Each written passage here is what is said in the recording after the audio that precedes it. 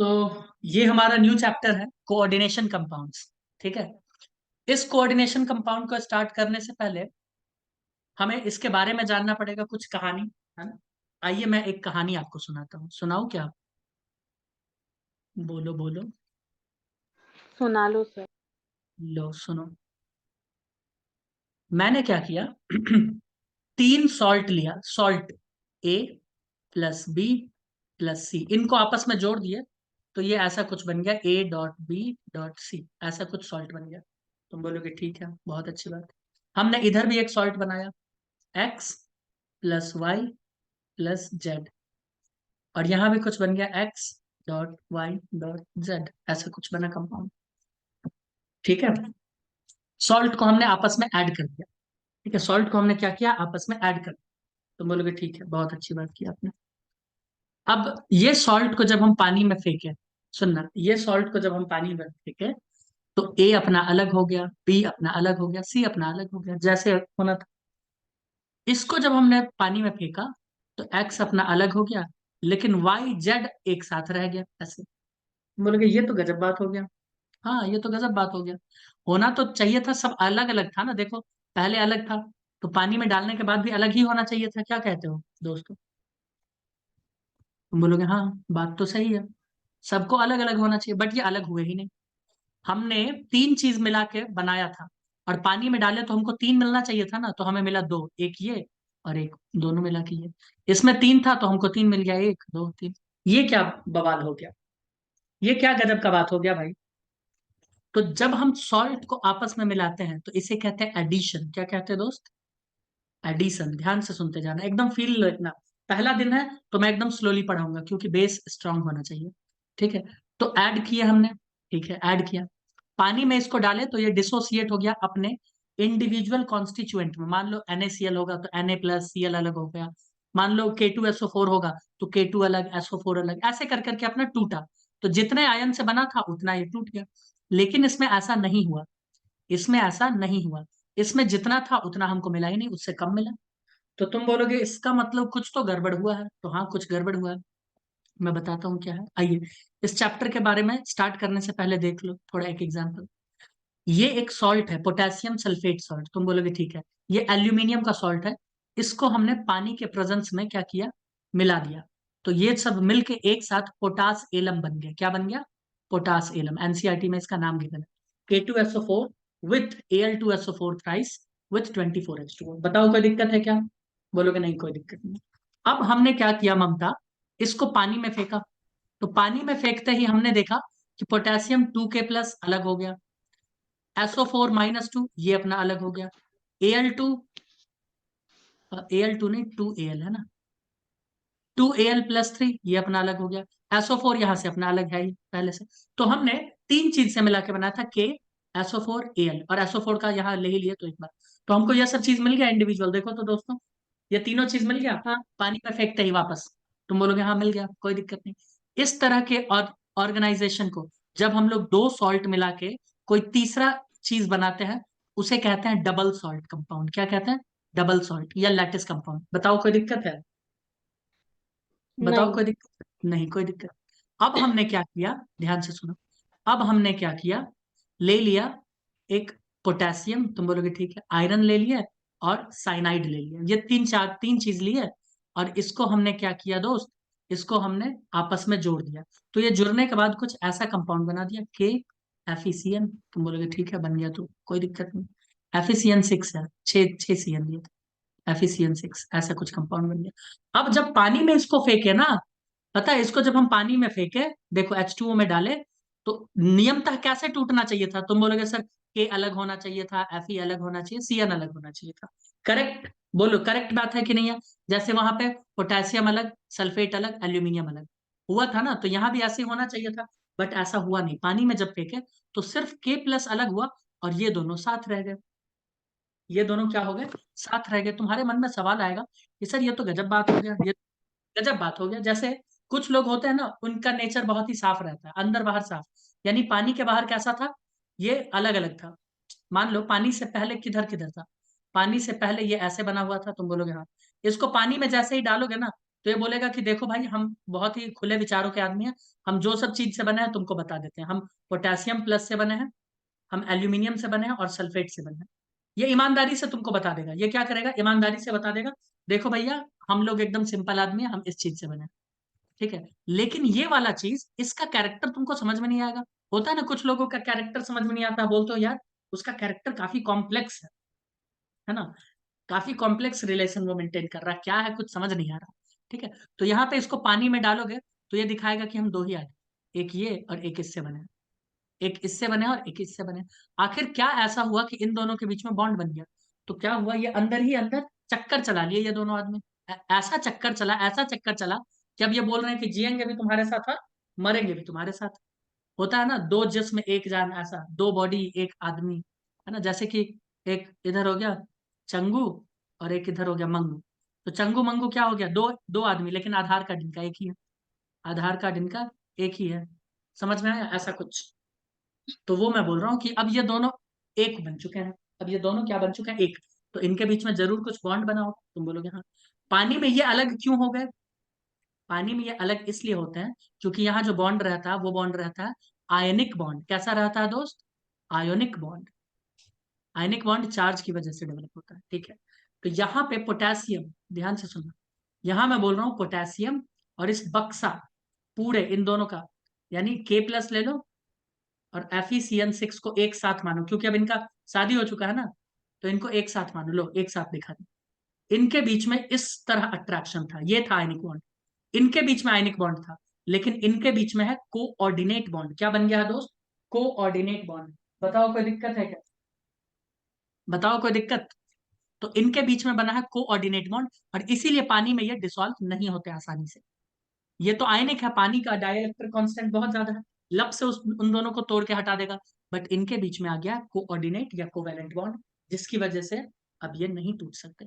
NCERT और new standard definition coordinate को covalent मानता है। तो मैं अगर कोवैलेंट बोल दूं तो ये मत समझना कि मैंने गलत बोला है।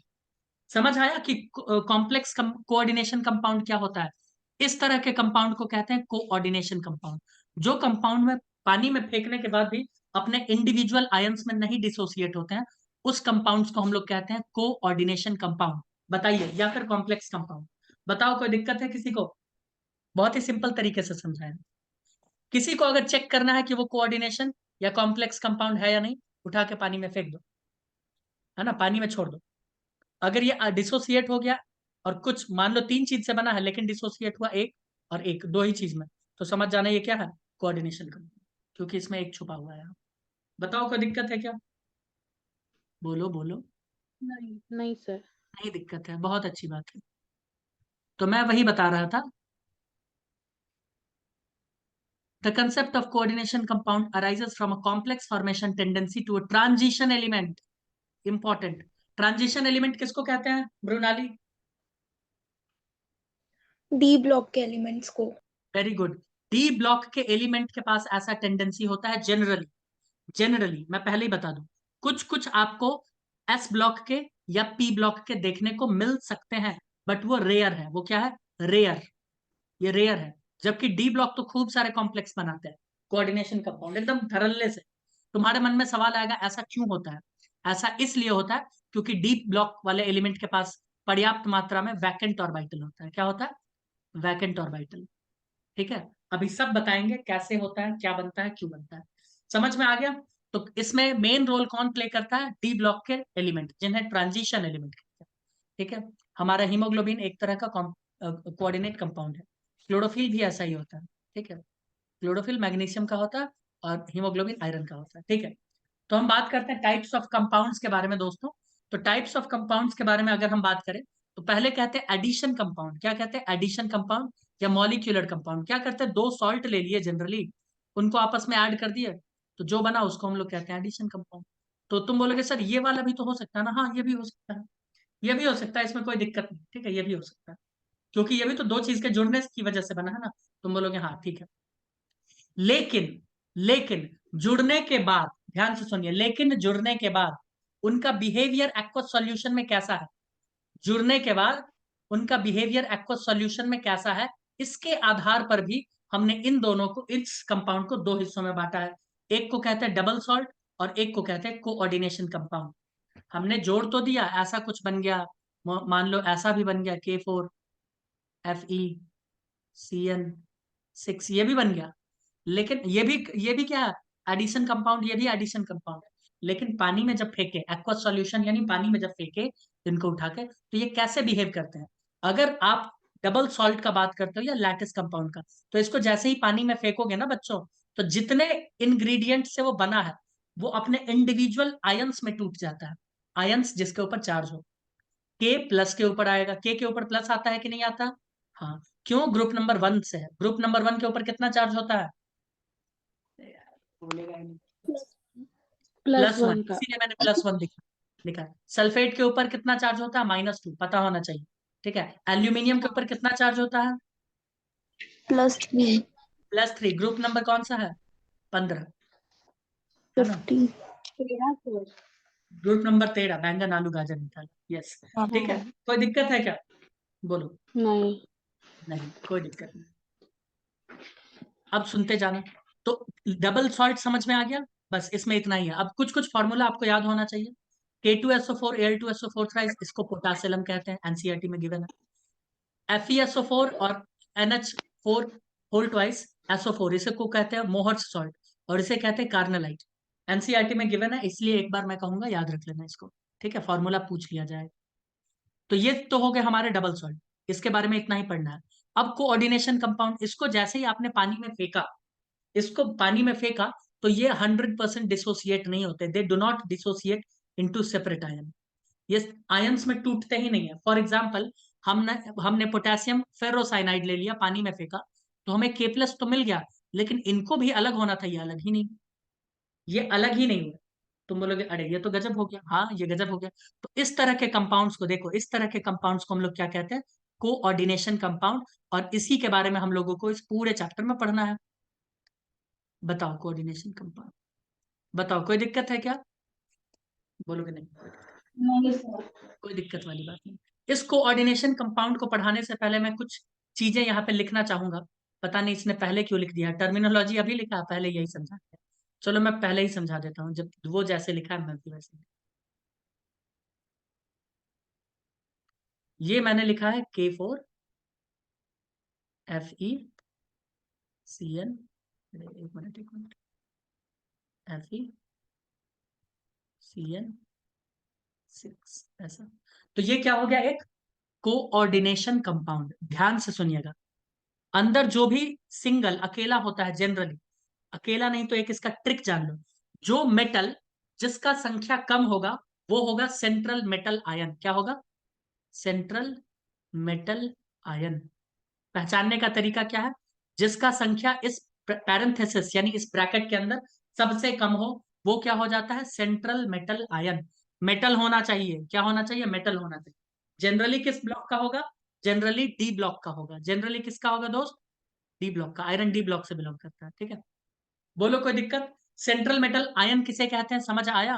रिस्पॉन्ड फास्ट फास्ट करना हाँ है, सर। चैप्टर बहुत बड़ा है। Yes respond fast. ठीक है, अब देखिए मैं बोल रहा हूं कि मेटल अगर आयरन है तो ये डी ब्लॉक का है, तो डी ब्लॉक में तो तुमको पता है कि खाली होता है, वैकेंट ऑर्बिटल। तुम बोलोगे हाँ, तो ये वैकेंट ऑर्बिटल खाली होने की वजह से क्या करता है? सीएन, सीएन के ऊपर एक नेगेटिव चार्ज होता है, तो सीएन अपना इसमें नेगेटिव चार्ज में जो 2 इलेक्ट्रॉन है इसको देके इसके साथ ऐसे बॉन्ड बना लेता है। कौन सा बॉन्ड बनाता है? Coordinate bond. कितना बनाएगा? कोऑर्डिनेट। 6 बनाएगा। 6 सीएन है ना, इधर इधर इधर इधर 6 बना लेगा। तुम बोलोगे ठीक है। तो जो लोन पेयर देता है, एकदम ध्यान से सुनना टर्मिनोलॉजी, और अभी वाला जो टर्मिनोलॉजी बता रहे हैं पूरे चैप्टर में यही पढ़ना है। ऐसा कोई भी कंपाउंड, ध्यान से सुनिए, ऐसा कोई भी कंपाउंड जो सेंट्रल मेटल को, जो सेंट्रल मेटल को लोन पेयर दे, मैं बोल रहा हूं ऐसा कोई भी कंपाउंड जो सेंट्रल मेटल मेटल को लोन पेयर दे, उसे हम लोग कहते हैं लीगेंड। क्या कहते हैं? लीगेंड। और लिगेंड के बारे में खूब पढ़ना है, बहुत बहुत। लिगेंड समझ में आया किसको कहते हैं? लिगेंड वो मॉलिक्यूल है, वो कंपाउंड है, या कंपाउंड नहीं कह सकते, वो एटम्स है या वो मॉलिक्यूल्स है जो सेंट्रल मेटल को डायरेक्टली लोन पेयर दे रहे हैं, इलेक्ट्रॉन दे रहे हैं कि लो भैया लो लो खाओ। समझ आया? बोलो। हाँ ओके हाँ सर। ठीक है, तो ये हो गया लिगेंड। अब इस पैरेंथेसिस के आगे, ये ट्रिक है मैं बता देता हूँ, पैरेंथेसिस के आगे जो भी होगा वो होता है कैटायन। क्या होता है दोस्त? कैटायन। और पैरेंथेसिस के इधर अगर मान लो कोई चीज दिया हुआ होता, मान लो एक्स या वाई कुछ भी दिया होता, तो इसको क्या कहते हैं? एनायन। क्या कहते हैं? एनायन। तुम बोलोगे इसका मतलब जिसके माथे पे पॉजिटिव चार्ज होता है उसको पहले लिखते हैं क्या? हाँ, उसको लेफ्ट साइड में पहले लिखते हैं। और एनायन यानी जिसके माथे पे नेगेटिव चार्ज होता है उसको लास्ट में लिखते हैं। बोलो कोई दिक्कत? नहीं। बोलोगे नहीं? अब ध्यान से सुनना, इसमें 6 लिगेंड है ना? कितने लिगेंड है? 6 लिगेंड। अगर लिगेंड एक ही तरह के हो, ध्यान से सुनना, अगर लिगेंड एक ही तरह के हो तो इस तरह के कंपाउंड को हम लोग, इस तरह के कोऑर्डिनेशन कंपाउंड को हम लोग कहते हैं होमोलेप्टिक। क्या कहते हैं? Homoleptic compound. क्या कहते हैं दोस्त? Homoleptic compound. होमो मतलब सेम, और लीगेंड, सेम लीगेंड है तो होमोलेप्टिक। मान लो सीएन के साथ साथ यहाँ पे कुछ और भी हो जाता, लाइक यहाँ NH3 हो जाता, कुछ ऐसा हो जाता, तो कितना दो अलग अलग हो गए ना लीगेंड, एक ये हो गया एक ये हो गया। अगर दो डिफरेंट लीगेंड प्रेजेंट है तो क्या उसको बोलेंगे? हेटेरोलेप्टिक। क्या बोलेंगे? Heteroleptic compound. जिनको बेसिक नहीं समझ आएगा ये पूरे चैप्टर में वो रोने वाले हैं, याद रखना मेरा ये स्टेटमेंट। रिकॉर्डिंग चल रहा है, सुन लो। जिनको बेसिक नहीं समझ में आएगा वो पूरा जितना भी लेक्चर्स चलेगा सब में उनको रोना ही पड़ेगा। Got it? हाँ। ओके, अब देखो, ध्यान से सुनते जाओ, ध्यान से। हम्म, तो देखो, होमोलेप्टिक समझ में आया, हेट्रोलेप्टिक समझ में आया, लिगेंड समझ में आया थोड़ा बहुत। लिगेंड के बारे में अभी और पढ़ेंगे, लिगेंड के बारे में बहुत पढ़ना है, ठीक है। सेंट्रल मेटल आयन समझ में आ गया क्या होता है।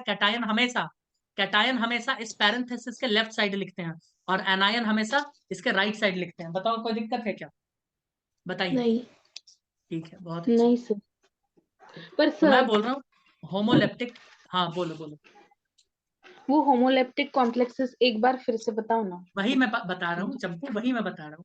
होमोलेप्टिक कॉम्प्लेक्सेस ऐसे कॉम्प्लेक्स होते हैं जिनमें सेम तरह के लिगेंड होते हैं। लिगेंड्स कैसे होते हैं? आइडेंटिकल। देखो NH3 ही है इसमें 6 टाइम्स, दिखा? कोबाल्ट को 6 अमोनिया ही दे रहा है, कौन? लोन पेयर, तो होमोलेप्टिक हो गया। लेकिन यहाँ पे देखो अलग अलग है ना, एक EN और एक Cl2, देखा? तुम बोलोगे हाँ, यहाँ पे दो अलग अलग हो गए। यहाँ दो अलग अलग कॉम्प्लेक्स, सॉरी, लीगेंड हो गए। एक ये लीगेंड है और एक ये लीगेंड है, डिफरेंट लीगेंड्स, देखा? एक ही कंपाउंड में। ममता बताओ, देखा क्या? रिस्पॉन्ड ही नहीं आ रहा। हाँ दिखा ना। चलो हाँ ठीक सर। है, इस तरह को कहते हैं हाँ हेट्रोलेप्टिक। देखो रिस्पॉन्ड करना है सभी लोगों को, है ना? नहीं रिस्पॉन्ड करते हो फिर यस। मेरा दिमाग खराब हो जाता है ना, कि मैं क्या पढ़ा रहा हूँ, किसको पढ़ा रहा हूँ। ओके, अब बात करते हैं थोड़ा सा टर्मिनोलॉजी, जिसमें हम जानेंगे कॉम्प्लेक्स आयन क्या होता है, सेंट्रल मेटल आयन क्या होता है, कोऑर्डिनेशन नंबर क्या होता है, ठीक है, इस सब के बारे में। कोऑर्डिनेशन स्फीयर क्या होता है देख लो, सब कुछ मैं बताने वाला हूँ।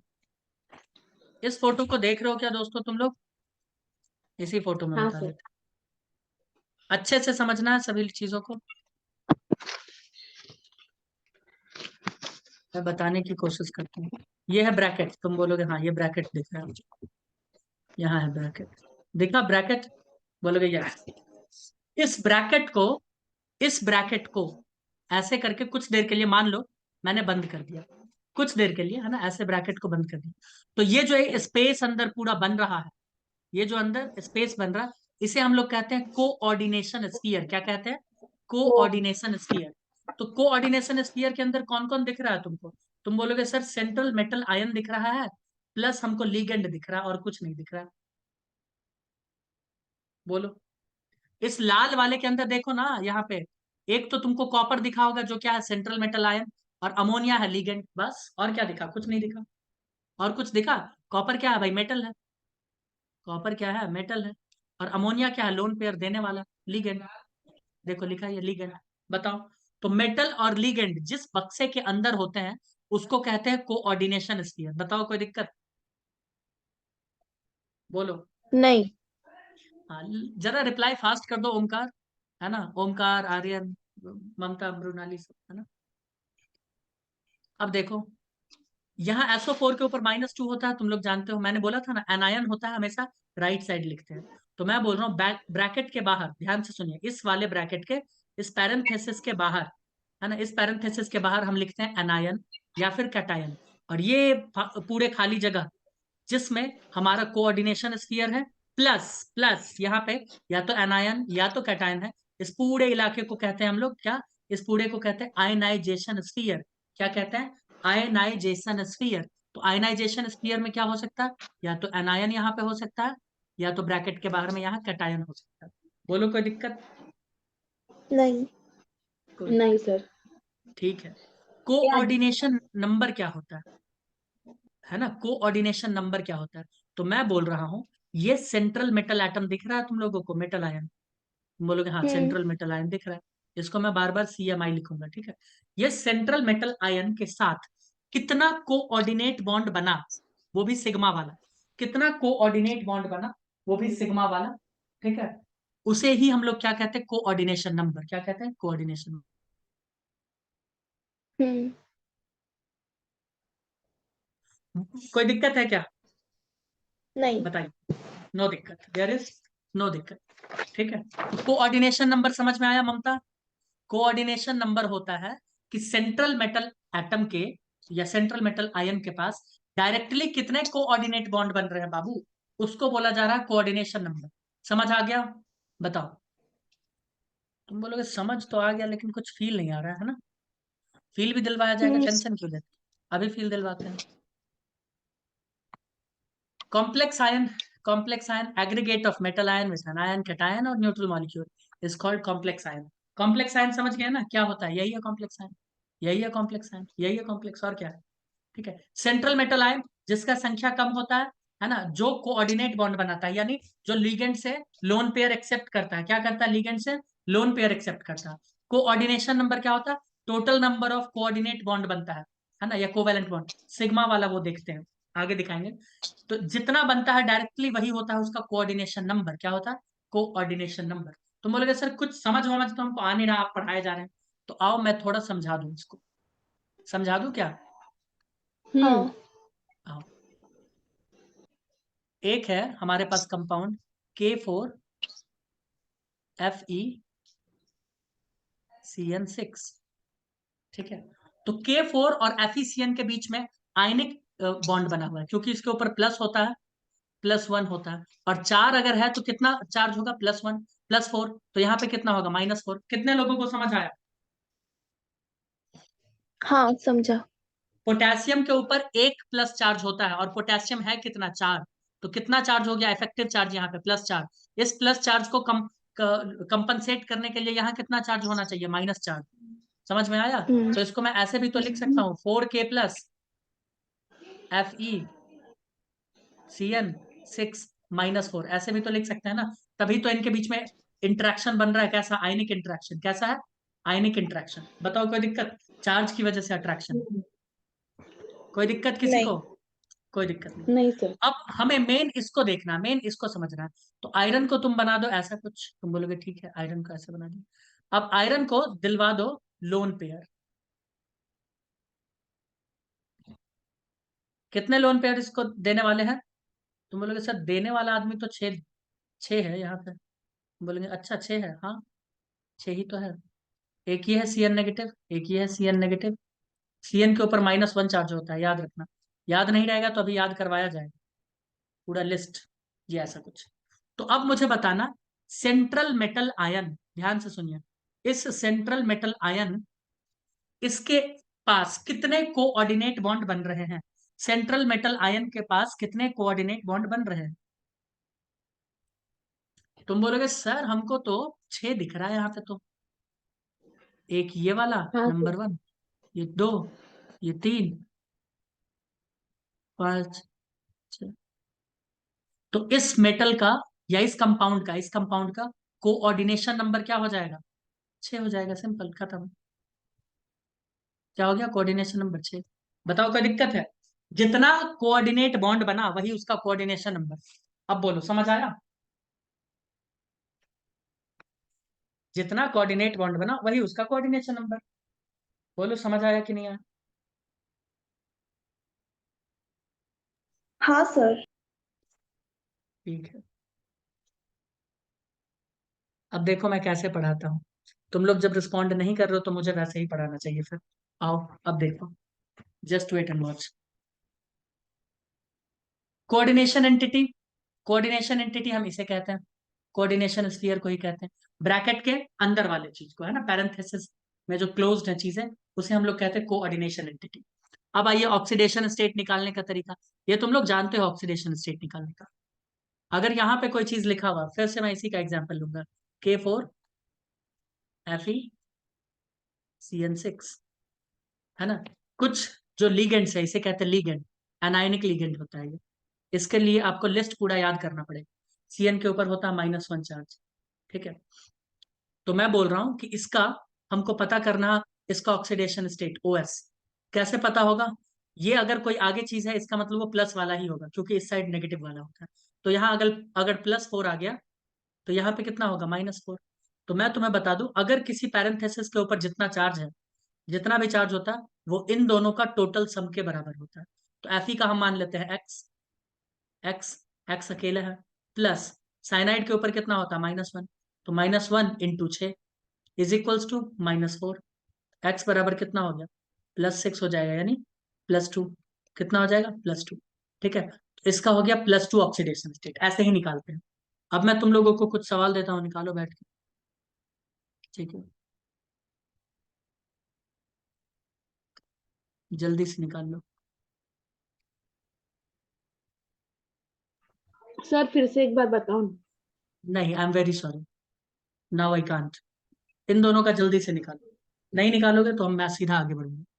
अब मैं ना ही तुम लोगों का कोई डाउट इंटरटेन करने वाला हूँ, ना ही कुछ, क्योंकि मैं तब से बोल बोल के पूछ रहा हूँ, बट नोबडी इज रिस्पॉन्डिंग। ठीक है फिर, चलो कोई नहीं, मैं ही इसका निकाल देता हूँ। इसको मान लो x। अमोनिया न्यूट्रल होता है तो 0, है ना, उसके ऊपर कोई चार्ज नहीं है, लेकिन कितना है, 6। तो 0 × 6 कितना हो गया, 0 ही हो गया। तो ये जो 3+ है ये डायरेक्ट इसके ऊपर आ जाएगा, खत्म। कोबाल्ट का कितना हो गया, कोबाल्ट का हो गया +3, खत्म। क्योंकि अमोनिया होता है 0 वाला। ये सब लिस्ट तुम्हें पढ़ना पड़ेगा, ठीक है। तो ऐसे ही करते हैं, ये लिस्ट अभी जब पढ़ लोगे उसके बाद कैलकुलेट करना। तो जैसे हम लोग रिडॉक्स में निकालते थे वैसे ही यहाँ पे निकालेंगे। Charge on complex ion, charge कैसे होगा, ये जो कॉम्प्लेक्स आयन के ऊपर जो चार्ज डेवलप होता है ना, ये बाहर के मेटल, या इधर अगर नॉन मेटल है, मान लो सपोज ये है, इधर अगर रहेगा A तो इसके ऊपर प्लस, तो इसके ऊपर नेगेटिव। मान लो इधर अगर B है तो इसके ऊपर नेगेटिव, तो इसके ऊपर प्लस। ऐसे होता है बस, ठीक है। ऐसे होता है कॉम्प्लेक्स आयन के ऊपर चार्ज। लिगेंड क्या होता है, लिगेंड मैंने अभी अभी बताया। लिगेंड ऐसे मॉलिक्यूल्स होते हैं, चाहे वो एनायंस हो सकते हैं, नेगेटिव चार्ज मॉलिक्यूल, कैटायन हो सकते हैं, positive charge molecule, neutral molecule होते हैं। लेकिन ये क्या करते हैं, ये इलेक्ट्रॉन डोनेट करने वाले पार्टी होते हैं, इलेक्ट्रॉन पेयर डोनर होते हैं, ठीक है। और ये किसको देते हैं, ये देते हैं सेंट्रल मेटल आयन को। किसको देते हैं, सेंट्रल मेटल आयन को। और इसी वजह से लिगेंड और सेंट्रल मेटल आयन के बीच में क्या बनता है, कोऑर्डिनेट बॉन्ड बनता है। क्या बनता है, कोऑर्डिनेट। Coordinate bond. ठीक है, कोई दिक्कत। इसके अलावा मैं बता दूं, लोन पेयर के अलावा भी क्या करते हैं ये, और भी तरीके से दे सकते हैं, जैसे पाई बॉन्ड वाला अपना लोन पेयर दे सकते हैं। अभी देखेंगे उसको हम लोग आगे, ठीक है। बस अभी ये मानना है कि लिगेंड ऐसे मॉलिक्यूल्स होते हैं, चाहे वो नेगेटिव चार्ज वाले हो, पॉजिटिव वाले हो, न्यूट्रल वाले हो, वो क्या करते हैं, बस मेटल को इलेक्ट्रॉन देते हैं, इलेक्ट्रॉन का लोन पेयर देते हैं, मतलब लोन पेयर देते हैं, जो उसके उसके यूज में नहीं है, ठीक है। जो उसके यूज में नहीं है वो उसको दे देते हैं, ठीक है। उसी को हम लोग लिगेंड कहते हैं। तुम बोलोगे ओके। अब लिगेंड का नाम, ये बहुत इंपॉर्टेंट है। अगर कोई लिगेंड, अगर कोई लिगेंड जिसके ऊपर नेगेटिव चार्ज है, यानी एनायनिक लिगेंड है, तो उसका असली नाम में बस O लगा देना। तुम बोलोगे कैसे, कैसे कैसे कैसे, तो उसका एग्जाम्पल भी दिया जाएगा। अगर कोई लिगेंड, उसके ऊपर पॉजिटिव चार्ज है, फिर भी वो इलेक्ट्रॉन दे रहा है, तो उसके सफिक्स में लगा देना EM। क्या लगा देना, EM। तुम बोलोगे एग्जाम्पल तो दे दीजिए, तो देख लो एग्जाम्पल। ये पॉजिटिव वाला है, सब पॉजिटिव पॉजिटिव, तो लास्ट में क्या लगा देना है, EM। EM, जैसे ऑक्सीजीनियम, इसमें नाइट्रोसाइलियम या नाइट्रोसोनियम, है ना, पॉजिटिव वाले में। नेगेटिव वाले में क्या लगाना है, नेगेटिव वाले में हमें लगा देना है बस क्या, O, सफिक्स O लगाना है। या आइडो भी लगाते हैं, क्या लगाते हैं, क्या? IDO, आइडो भी लगाते हैं और O भी लगाते हैं। जैसे फ्लोराइडो या fluoro, chlorido chloro, bromido bromo, iodido iodo, oxido oxo, sulfido sulfo, hydroxido hydroxo, है ना, ऐसा ऐसा करके कुछ होता है। ठीक है। हाँ हाँ Omkar, you can leave the meeting, no problem no problem. देखो ये है नाइट्राइडो, एजाइडो, अमाइडो, इमिडो, हाइड्राइडो। ये सब पूरा याद करना पड़ेगा। क्यों? क्योंकि अगर आपको ये याद नहीं हुआ तो आप IUPAC नहीं कर पाएंगे, और इसके अलावा आगे जो भी स्ट्रक्चर्स आएगा वो भी नहीं समझ में आएगा। ठीक है, तो ये सब याद होना चाहिए। ठीक है, कितना याद करना है मैं बता दूंगा। तो याद आ गया होगा हाँ कि जो भी नेगेटिव वाले लिगेंड होते हैं उसके लास्ट में ओ तो रहेगा ही, और इसी से तुम पहचान जाओगे क्या है वो नेगेटिव वाले लिगेंड। जो पॉजिटिव वाले होते हैं EM होता है, और जो न्यूट्रल होते हैं उनका नाम चेंज नहीं किया जाता, जैसे हैं वैसे हैं। ये न्यूट्रल है। तो देखो, न्यूट्रल इसको अमाइन कहते हैं, तो अमाइन अमोनिया है ना, तो इसको अमाइन कहते हैं। वाटर को एक्वा कहते हैं, एनो को नाइट्रोसाइल कहते हैं ना, PH3 को फॉस्फाइन गैस कहते हैं, फॉस्फीन होता है फॉस्फाइन। ठीक है, ऐसे ऐसे चलता है। यूरिया को यूरिया कहते हैं, हाइड्रोजन को हाइड्रोजन, डाइमिथाइल ईथर को डाइमिथाइल ईथर कहते हैं। ठीक है, हाँ बताइए कोई दिक्कत? अब लीगेंड अलग अलग तरह के होते हैं। किस आधार पे? डेंटिसिटी के आधार पे, on the basis of denticity. ये डेंटिसिटी क्या होता है? डेंटिसिटी का मतलब होता है कि उसके पास कितना जगह है इलेक्ट्रॉन डोनेट करने का। फॉर एग्जाम्पल अगर मैं बात कर लूं अमोनिया का NH3, तो तुम बोलोगे हाइड्रोजन के पास तो लोन पेयर है नहीं। लोन पेयर तो सिर्फ किसके पास है? अमोनिया के पास, है ना, तो यही दे पाएगा। तो इसके पास सिर्फ एक जगह है, एक ही साइट है जहां से वो लोन पेयर दे सकता है, और वो कौन सा साइट है? ये नाइट्रोजन का ये साइट। इस तरह के लिगेंड को क्या कहते हैं? Monodentate ligand. क्या कहते हैं? Monodentate ligand. मोनोडेंटेट लिगेंड वो लिगेंड्स होते हैं जिनके पास सिर्फ एक जगह है जहां से वो दान दक्षिणा कर सकते हैं। बताइए कोई दिक्कत है क्या? नहीं। ओके। मोनोडेंटेट के बाद आता है बाइडेंटेट। क्या आता है? बाइडेंटेट। इनफैक्ट इनको पॉली में भी डाल सकते हैं। बाइडेंटेट के पास होता है दो साइट इलेक्ट्रॉन को देने का। दो साइट होता है इलेक्ट्रॉन को देने का, लेकिन वो क्या दो साइट से इलेक्ट्रॉन देंगे? तो जवाब है वो चेक किया जाएगा। वो कैसे? तो एक चीज मैं पहले ही बता दूं इसको चेक करने का तरीका, ये इस बुक में नहीं दिया। अगर कोई लिगेंड मेटल को लिगेंड मेटल के साथ रिंग फॉर्म करता है,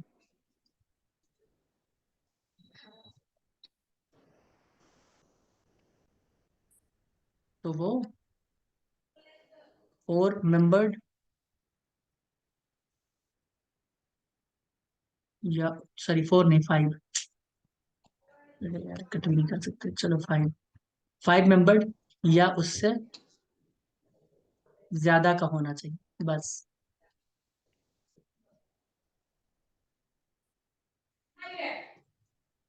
इसका अर्थ क्या हुआ? 3 मेंबर्ड या 4 मेंबर्ड, ये रिंग अनस्टेबल होते हैं। ये रिंग क्या होता है? अनस्टेबल। अभी मैं तुम्हें बताता हूं कैसे। ये है साइनाइड। ये क्या है दोस्त? साइनाइड। साइनाइड इधर से भी दे सकता है, और ये नेगेटिव चार्ज है कार्बन के ऊपर। ये इधर से भी लोन पेयर दे सकता है, और ये इधर से भी दे सकता है। मान लो कोई सेंट्रल मेटल है, आयन है M, तो मान लो ये इधर से भी दे दिया इलेक्ट्रॉन, ये इधर से भी दे दिया इलेक्ट्रॉन। तो अब इसमें कितना मेंबर्ड रिंग बना है देखो तो। एक रिंग बनता हुआ दिख रहा है सभी को? बोलोगे हाँ। हाँ कितने मेंबर्ड? एक ये हुआ, एक ये 3। हुआ, एक ये हुआ। 3 मेंबर्ड पॉसिबल नहीं है। 3 मेंबर्ड पॉसिबल नहीं है। इसका मतलब CN क्या होगा? CN मोनोडेंटेट ही होगा। क्या होगा? मोनोडेंटेट। समझ में आया? एक समय पे एक ही साइड से वो क्या कर सकता है? दे सकता है इलेक्ट्रॉन। एक समय पे एक ही साइड से वो इलेक्ट्रॉन दे सकता है। इस तरह के लिगेंड को हम लोग कहते हैं एम्बीडेंटेट लिगेंड। क्षमता तो है दो अलग अलग साइड से दे देने का, लेकिन एक समय में सिर्फ एक तरह से जो देता है उसे कहते हैं एम्बीडेंटेट लिगेंड। ठीक है, तो ये हम लोगों का बाइडेंटेट लिगेंड नहीं होगा, एक साथ दो जगह से नहीं दे सकता। लेकिन कुछ लिगेंड्स है, जैसे कि इसको देखो, इसे कहते हैं इथाइलिन डायमाइन EN। इसको लिखने का तरीका है, ये दो दो जगह से, यहां से भी दे सकता है, यहां से भी दे सकता है। देखो 5 रिंग होना चाहिए, 5 मेंबर्ड रिंग। एक ये हो गया, 2 3 4 5, 5 मेंबर हो गया। बताओ कोई दिक्कत? तो 5 मेंबर होगा चलेगा, 6 मेंबर होगा चलेगा। कितने मेंबर नहीं होने चाहिए? 3 और 4 नहीं होना चाहिए। बोलो कोई दिक्कत? क्योंकि ये अनस्टेबल हो जाएगा। 3 और 4 क्या हो जाता है? अनस्टेबल। Got it? ठीक है। हाँ तो सर। बाइडेंटेट ऐसे लिगेंड होते हैं, बाइडेंटेट ऐसे लिगेंड होते हैं जिनके पास दो साइट अवेलेबल होता है, और वो एक साथ, ध्यान से सुनिएगा, वो एक साथ दो अलग अलग जगह से लोन पेयर को डोनेट कर देते हैं। कोई दिक्कत है क्या? बोलोगे नहीं? ये भी एक कंपाउंड है जो दो जगह से लोन पेयर दे सकता है, ये भी है ना। ऑक्सीलैटो, ये याद नहीं, ग्लाइसिनेटो है ना, नेगेटिव चार्ज है इसीलिए, ये मैं बताऊंगा अभी। इस स्ट्रक्चर को थोड़ा देखना भी है, ग्लाइसिनेटो को, डाइमिथाइल ग्लाई ऑक्सीमैटो को, इस सब को देखना है, एसिटाइल एसीटोनेटो को, इन सब को थोड़ा सा देखेंगे हम लोग नेक्स्ट वीडियो में, ठीक है, क्योंकि ये इंपॉर्टेंट है।